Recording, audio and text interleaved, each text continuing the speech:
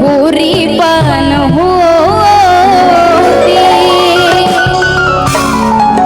त्या हरणीच्या कष्टाला जणू सीमाच नव्हती कारण बॅरिस्टर भीमरायाच्या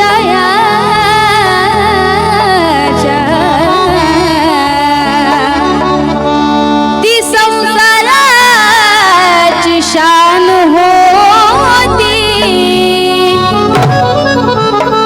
या ठिकाणी सौभाग्यवती मला सांगताना अभिमान वाटतो की आपल्या लेकराचं कौतुक कुणीही करतं, पण आपल्या नातवंडांचं कौतुक इतकं आहे। ती माझी आजी एवढा दुरून प्रवास करत ती आलेली आहे। सौ कमलबाई रामचंद्र सांगवीकर, माझ्या आजोबांचं सुद्धा या ठिकाणी आगमन आहे, माझ्या आजीचं सुद्धा या ठिकाणी आगमन आहे। कृतिशील अभिवादनात सांगवीकर परिवार सहभागी आहे आणि रमाई सादर करत आहे। लक्ष असू द्या।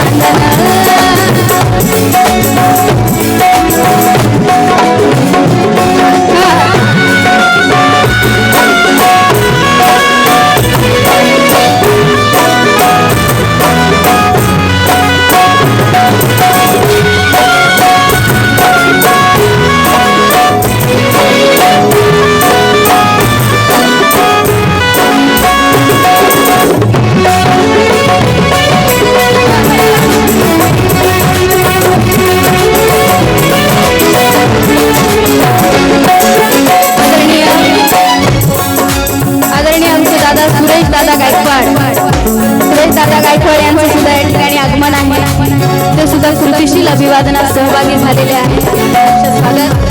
रिपब्लिकन पार्टी ऑफ इंडियाचे सन्माननीय मराठवाड्याचे अध्यक्ष सुखदेवजी चिखलीकर दादा, त्याचबरोबर आंबेडकर चळवळीचे ज्येष्ठ नेते सन्माननीय सुरेशजी गायकवाड दादा, युवा नेते मनीषजी कांबळे, शिवाजी सोनकांबळे साहेब, भगवानजी गायकवाड आणि सर्व टीम या ठिकाणी उपस्थित आहेत.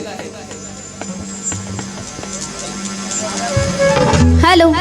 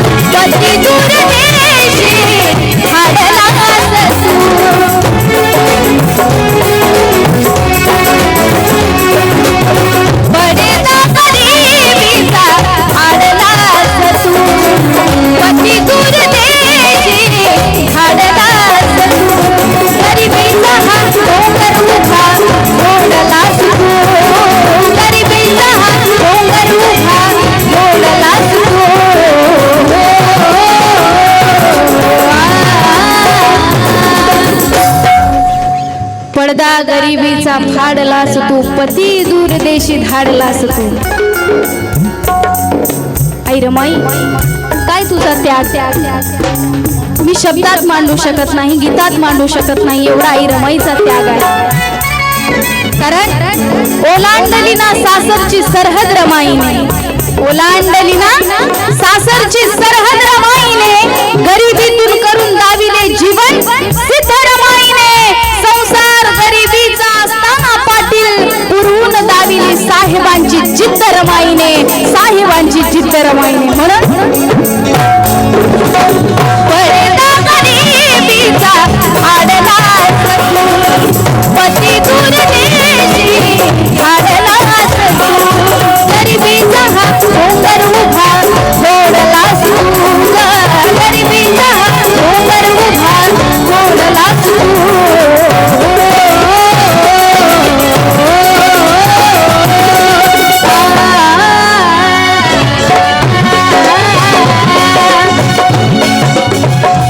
साहुनी त्या दुखाला सुख मानला, साहुनी त्या दुखाला सुख मानला. तुझी माझ्या घरातील शुभ्र चांदणा, तुझी माझ्या घरातील शुभ्र चांदणा. मानवा मानवा काय वरण तुझं नांदन, मानवा काय वरण.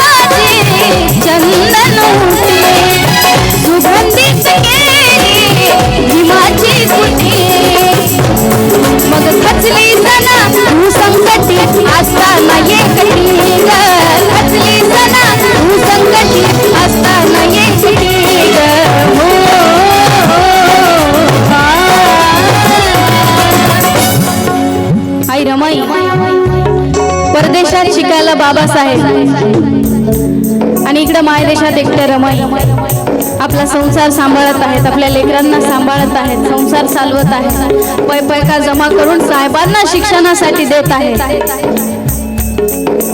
मग ज्या आई रमाईला आम्ही सांगतो, आम्ही सांगलं पाहिजे, आम्ही पाहिलं पाहिजे की आमच्यामध्ये आई रमाईचे किती गुण आहेत.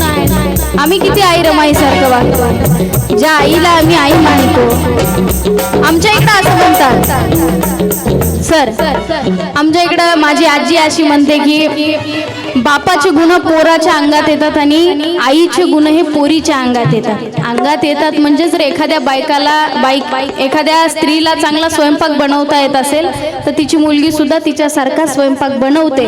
हे आईचे गुण मुलीच्या अंगात उतरणं असं म्हणतात, बरोबर.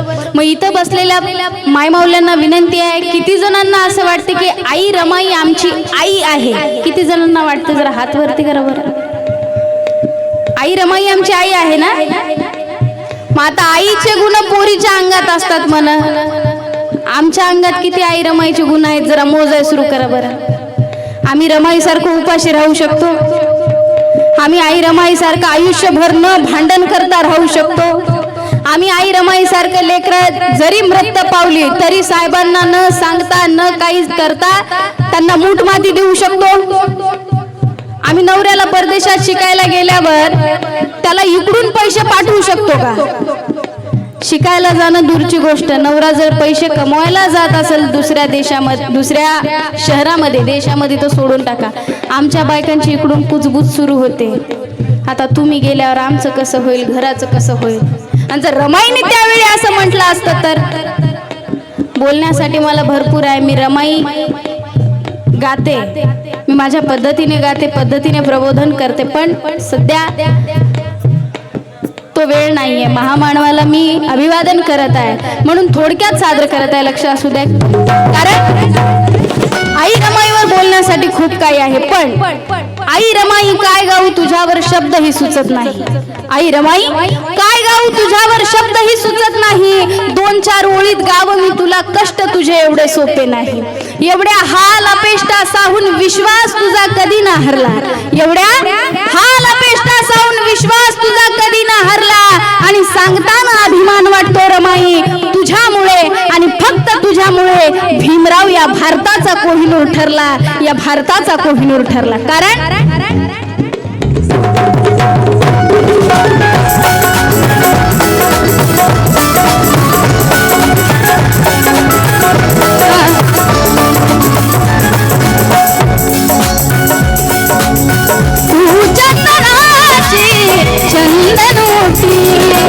सुगंधित केली हिमाची कुटी, असली सणा तू संगती असताना एकटी, असली सणा तू संगती असताना एकटी.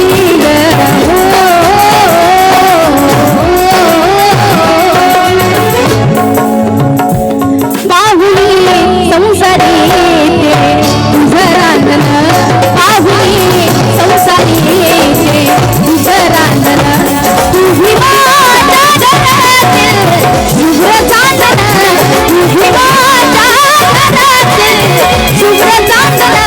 मारमा मारमा काय बरे तुझं रांगण, मारमा काय बरे तुझं रांगण.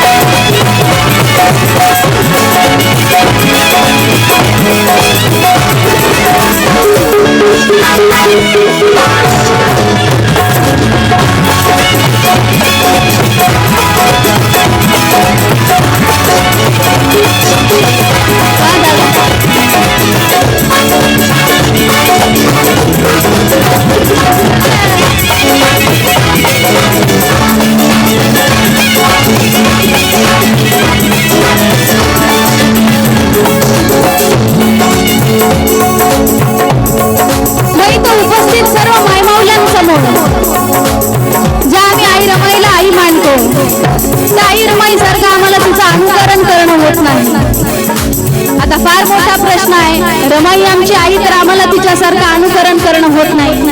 बरं ठीक आहे, अजून एक प्रश्न उभा आहे, रमाई सारखं वागायचं कुणासाठी?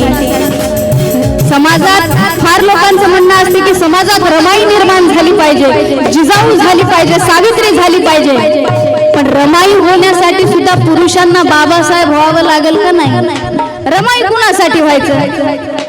रमाईची साथ देण्यासाठी, रमाईच्या सोबत राहण्यासाठी आणि रमाईंनी साथ देण्यासाठी बाबासाहेब असले पाहिजे. आणि आमच्या पुरुषांनी बाबासाहेबांसारखं वागणं काहीच होत नाही त्या बाबासाहेबांसारखं.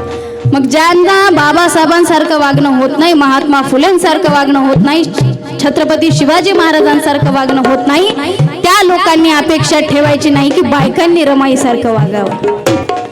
बायका रमाईसारखं वागतील, वागून दाखवतील, संसार करून दाखवतील, पण त्यासाठी पुरुषांनी जरा व्यवस्थित 5 वाजता घरी नीट चलत आलं पाहिजे, तरच बायका रमाईसारख्या वागतील, नाहीतर नाही. कुणासाठी रमाई बनायचं? ज्यांना बाबासाहेबच कळला नाही त्या माणसांसाठी रमाई बनून फायदा नाही. कारण बाबासाहेब, एका ठिकाणी कवी सांगतात की रमाई समाज प्रबोधन घडून आणेल अशी गायकी आहे का? कारण रमाई बनायचं असेल तर बाबासाहेब सुद्धा असावे लागतात. आम्ही म्हणतो की रमाई सारखे कष्ट केले पाहिजे, रमाई सारखे, अरे हो, पण त्याच्यासाठी बाबासाहेब लागतात ना. रमाई कोण एकटीच राहणार आहे का? रमाई होणं शक्य नाही, तसं बाबासाहेब होणं तर बिलकुल शक्य नाही. बाबासाहेबांच्या विचारावर चालणारे सुद्धा तुम्ही होऊ शकत नाही, तर मग रमाई होण्याची अपेक्षा करायची नाही. कारण इथं बसलेल्या माझ्या मायमाऊल्यांसमोर एक प्रश्न आहे आणि तसाच प्रश्न पुरुषांसमोर सुद्धा आहे. दुःख संसाराचं केलं डोळ्यात जमा. इथं बसलेल्या प्रत्येक मायमाऊल्यांना प्रश्न आहे हा. दुःख संसाराचं केलं डोळ्यात जमा, मग तुमच्यात हैंगातशी कोणती रवा? तुमच्यात हैंगातशी कोणती रवा?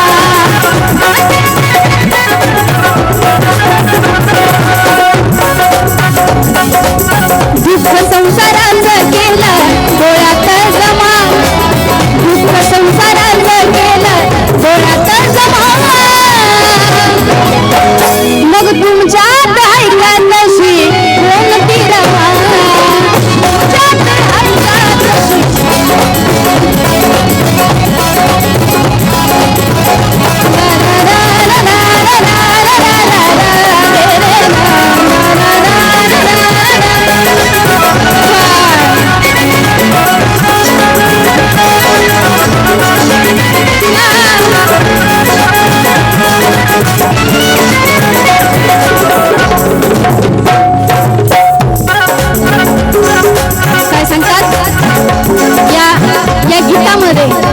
या गीतामध्ये 3च कडवे होते, पण एक कडवा आहे जे मी लिहिण्याचा प्रयत्न केलाय सहज सकाळी.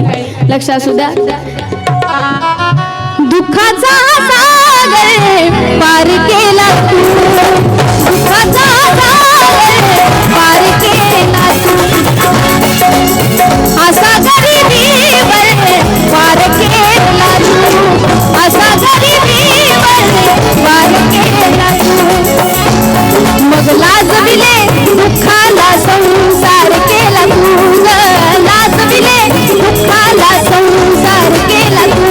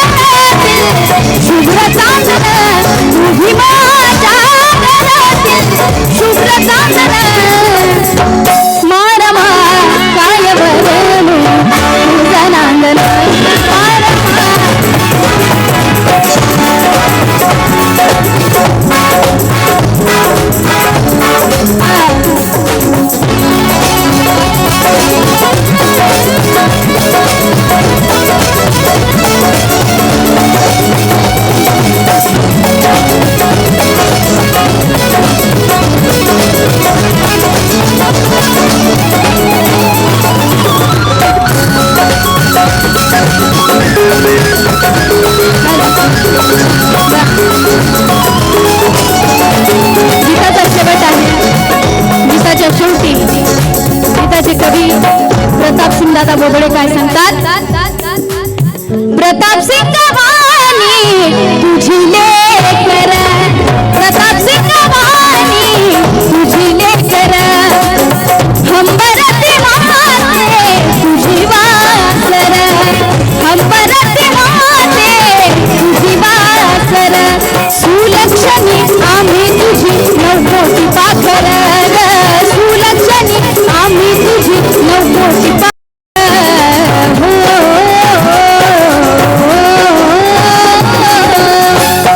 प्रताप सिंग दादा बोदोडे सांगतात की सुलक्षणी आम्ही तुझी 9 कोटी लेकर, ही 9 कोटी लेकर आई रमाईने कशी सांभाळले असते कि माँ रमा तेरा दर्जा इस आसमां से भी ऊंचा है, माँ रमा तेरा दर्जा इस आसमां से भी ऊंचा है, तेरी ममता का हिमालय तेरे कद से भी नीचा है, माँ रमा तेरा दर्जा इस आसमां से भी ऊंचा है, तेरी ममता का हिमालय तेरे कद से भी नीचा है, कैसे संभाले होंगे ये करोड़ों बच्चे अपनी गोद में माँ रमा ने, कल यही सवाल मैंने मेरी माँ से पूछा है, मैंने मेरी माँ से पूछा है.